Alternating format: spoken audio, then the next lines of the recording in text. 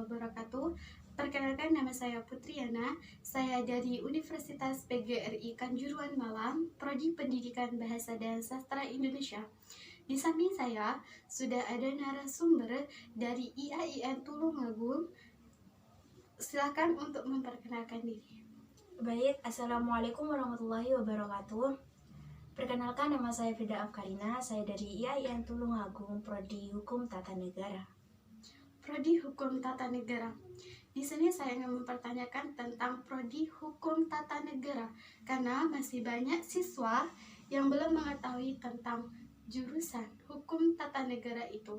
Masih banyak yang belum mengetahui tentang Hukum Tata Negara. Mereka masih berpikir bahwa kalau jurusan Hukum Tata Negara itu harus menghafal pasal-pasal. Pertanyaan yang pertama, bagaimana pendapat Anda tentang Prodi Hukum? Baik, menurut pendapat saya secara pribadi, Prodi Hukum itu kita harus dituntut harus peka. Peka terhadap apa? Peka terhadap perkembangan teknologi, entah itu perkembangan teknologi di bidang politik, sosial, ekonomi, dan kebudayaan. Karena apa? Karena bukan hanya di fakultas hukum, tetapi di fakultas yang lainnya mahasiswa itu dituntut untuk selalu bersosialisasi, dituntut untuk selalu bisa berkomunikasi dengan yang lainnya untuk menambah ilmu sendiri.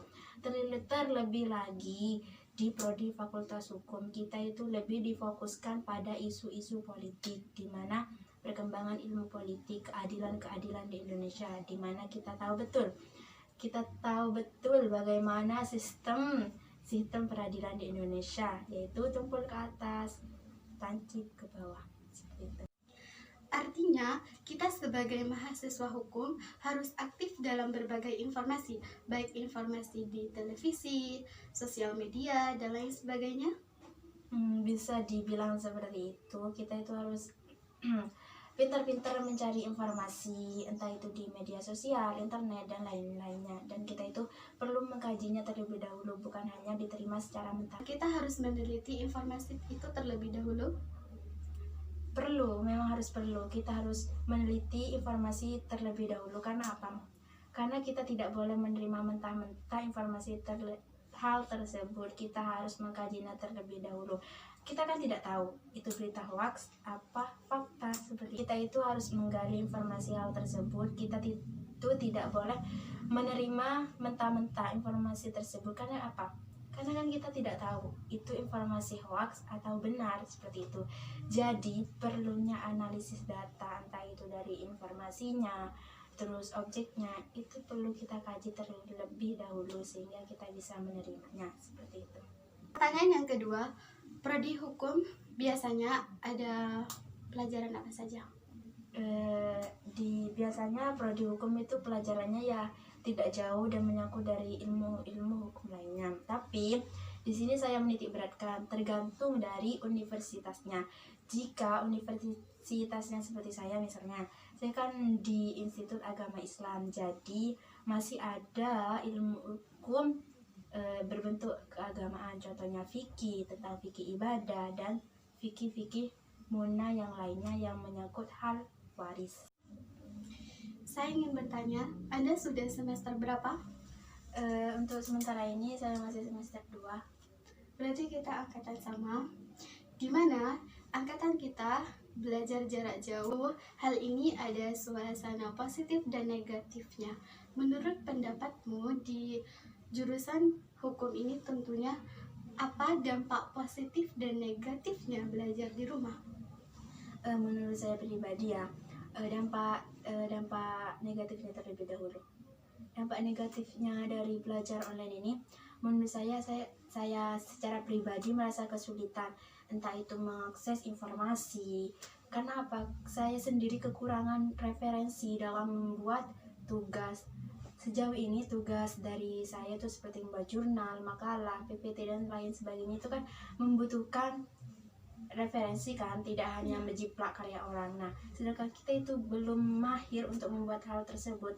Seumpama kalau kita belajar online, secara offline kan kita bisa diajarkan bagaimana cara membuatnya, seperti itu. Kita juga mengetahui suasana di luar ya. lingkungan luar.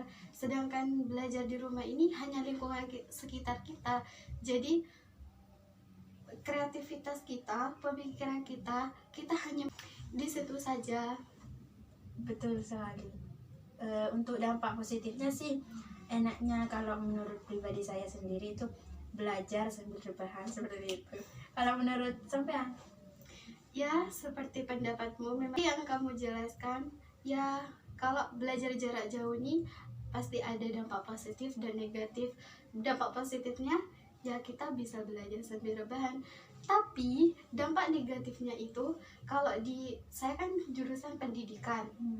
Kalau jurusan pendidikan itu kita harus mahir dalam berbicara, misal kita harus banyak berteman, kita harus banyak sosialisasi dengan orang lain. Itu kan menunjang ke kreativitas kita. Sedangkan saya pribadi hanya di rumah saja, lingkungan yang bisa dibilang lingkungan saya itu masih belum mengenal terlalu jauh tentang pentingnya pendidikan. Saya ingin bertanya, apakah ada hukum tertentu untuk wanita? Karena fakta di lapangan, seorang wanita di daerah saya terutamanya masih dianggap tidak perlu untuk melanjutkan pendidikan. Mereka masih banyak menganggap bahwa seorang wanita itu hanya membuang uang jika mereka melanjutkan pendidikan. Pandangan hukum. Bagaimana pendapat Anda mengenai kasus tentang seorang wanita ini? Menurut pendapat saya secara pribadi dilihat dari pandangan hukum ya, mengingat di Indonesia hak wanita itu memiliki hak secara penuh, entah itu dalam pendidikan, bersosialisasi, berkeluarga, sampai lain-lainnya. Bahkan hak kita mulai dari lahir, hak kita dari anak itu sampai dewasa itu sudah diatur dalam pasal-pasal tertentu. Hal itu sudah mengikat kita. Jadi tergantung dari kitanya, kita itu bisa patuh apa tidak dalam pasal-pasal dan aturan tersebut, seperti itu. Artinya kita sebagai wanita jangan patah hati. Artinya kita itu tidak boleh patah semangat untuk terus belajar, untuk menggapai cita-cita. Jadi kita itu tidak boleh patah semangat. Justru kita harus buktikan ya bahwa seorang wanita itu bisa mempunyai kelebihan daripada seorang laki-laki. Karena banyak contohnya orang yang sukses itu adalah seorang wanita. Bukan saya merendahkan seorang laki-laki loh ya. Ini sebagai penyemangat untuk para wanita. Perlu digarisbawahi, di sini saya tidak menyinggung siapapun. Di sini saya tidak membedakan antara kemampuan seorang wanita dan kemampuan seorang laki-laki. Di sini saya hanya ingin memberikan semangat kepada para wanita di sana yang mungkin daerahnya juga tergolong sama ya dengan daerah saya. Mereka yang masih menganggap pendidikan itu tidak terlalu penting. Padahal tahu sejarah seorang wanita yang dipelopori oleh Ibu Kartini. Apakah betul? Betul sekali. Bukan hanya itu saja. Ingatkah kita, presiden kita Iya. pernah juga kan ada yang seorang wanita, Ibu Megawati. betul sekali. Jadi sudah jelas-jelas tidak ada perbedaan antara wanita dan pria, semuanya itu setara. Hal tersebut sudah kita lihat faktanya di dalam masyarakat kita, hanya saja beberapa atau segelintir orang yang membedakan hal tersebut. Bukankah seperti itu? Betul sekali. Misal masalah dengan biaya, banyak sekali yang menganggap bahwa biaya dalam kuliah itu mahal. Jadi mereka itu tidak melanjutkan sekolah. Untuk kalian, jangan patah semangat, terus berusaha, berdoa, insya Allah pasti bisa. masalah biaya di sini. Kalau masalah biaya itu pasti setiap universitas itu memberikan bantuan kelonggaran biaya kepada seluruh mahasiswanya. Tergantung kita, apakah kita itu berusaha dengan baik, apakah kita itu benar-benar belajar atau tidak. Itu niatkan belajar. Masalah tentang biaya dan seterusnya itu insya Allah pasti sudah ada jalan, tergantung dari kita niatkan untuk kita. Contohnya saja kita di sini, saya dan rekan saya ini bukan merendahkan ya, kita itu berada di dalam taraf ekonomi yang bisa dibilang tidak terlalu kaya lah, tapi dengan apa kita itu yakin kita itu bisa, jadi kita itu bisa, insya Allah, bismillah. Masih banyak di lingkungan kami yang mempersalahkan kodrat wanita dengan seorang laki-laki, di mana wanita itu jika sudah tamat sekolah SMA harus menikah, ada di dapur gitu. Jadi masih menganggap bahwa pendidikan itu tidak terlalu penting. Tapi faktanya kita lihat, memang di lingkungan kita, khususnya di desa, masih mungkin pemikiran para orang tua kita atau kadang masyarakat itu mungkin pendidikan itu tidak terlalu penting, apalagi khususnya itu bagi wanita. Tapi kita coba lihat beberapa tahun ke depan, jika kita tidak mempunyai pendidikan, bagaimana kita bisa mendidik anak-anak kita nanti? Betul sekali. Nah, setelah itu bagaimana kita bisa memposisikan kita jika kita tidak berpendidikan? Kita akan terombang-ambingkan oleh arus-arus politik di Indonesia. Kita kan dari daerah yang berbeda, justru kita jauh ya. Kenapa fakta yang ada di masyarakat itu sama? Karena kita masih dalam satu kawasan yang sama. Oh ya, kita itu beda daerah, beda universitas juga. Namun perbedaan ini tidak membuat kita itu terpecah belah, malah perbedaan itulah yang membuat kita bisa saling menguatkan, di mana tertuang dalam Bhinneka Tunggal Ika. Seperti itu. Betul sekali, bukan hanya itu. Manfaat untuk kita, dampak positif bagi kita dari perbedaan ini kita bisa sama-sama menggali informasi. Pertanyaan terakhir. Di sini saya ingin bertanya tentang peluang kerja dari prodi hukum ini. Apa peluang kerjanya? Kalau peluang kerjanya sih bisa banyak sekali, contohnya pengacara, terus notaris, Ya. terus bisa jadi hakim, bisa jadi kerja di kantoran, di bagian staf itu biasanya ada khusus di lulusan fakultas hukum, dan masih banyak sih yang lainnya. Tentu sebelum kita kerja itu kan pasti kita diajari terlebih dahulu bagaimana cara kerjanya. Tentu kerja hukum, pengacara, notaris di perkantoran itu kan pasti beda ya. Pasti itu perlu belajar lagi.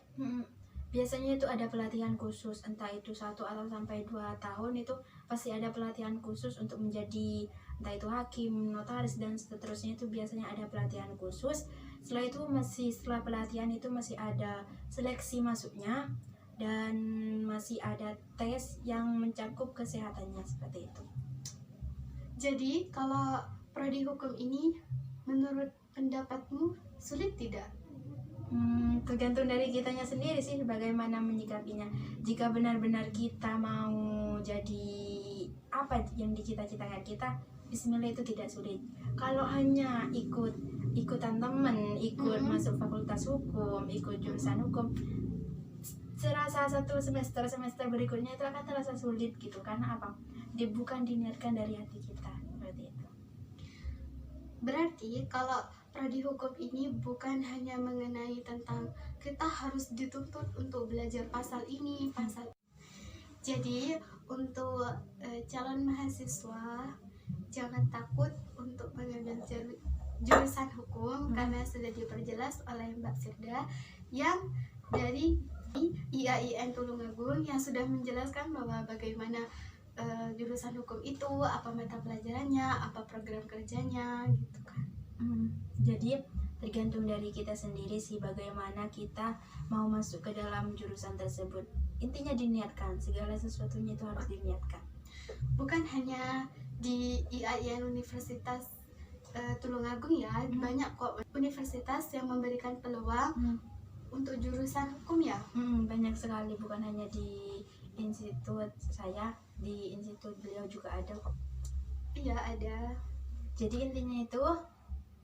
Jadi di sini saya hanya ingin menggali informasi mengenai prodi hukum ketatanegaraan.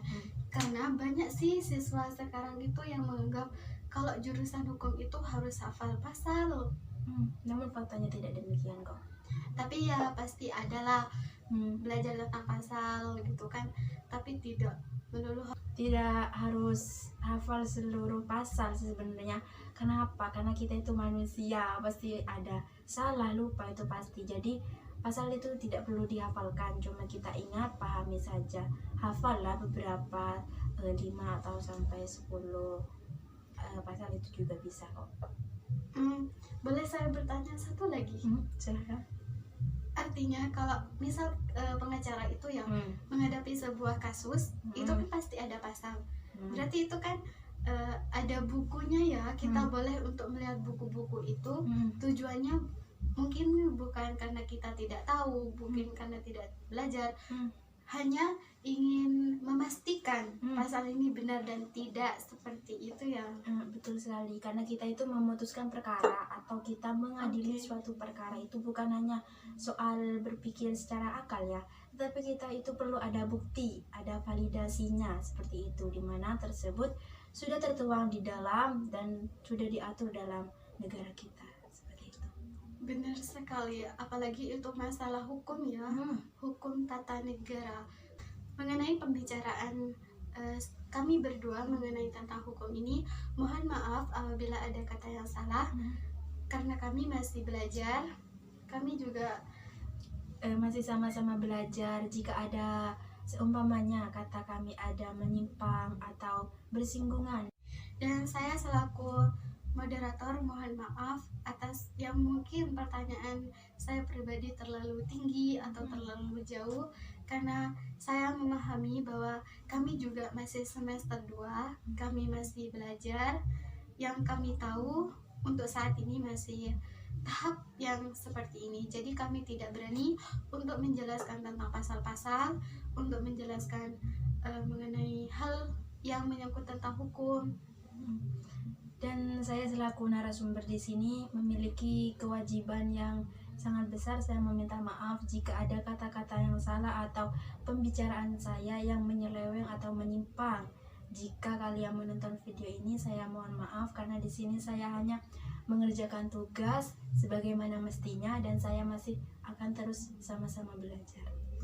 Dan untuk Firda Afkarida, terima kasih sudah memberikan pengetahuan baru bagi saya. Bukan hanya bagi saya, juga saya akan membicarakan ini dengan adik-adik saya juga yang mungkin ada keinginan untuk masuk di jurusan hukum, bukan hanya di universitas yang A, tapi ada A, B, C, D ya. Betul sekali. Cukup sekian dari pembahasan kami. Sekali lagi mohon maaf yang sebesar-besarnya. Wassalamualaikum warahmatullahi wabarakatuh. ليكن يومك للشعب ودادا ليكن حبك للأرض بداد ليكن يومك للشعب ودادا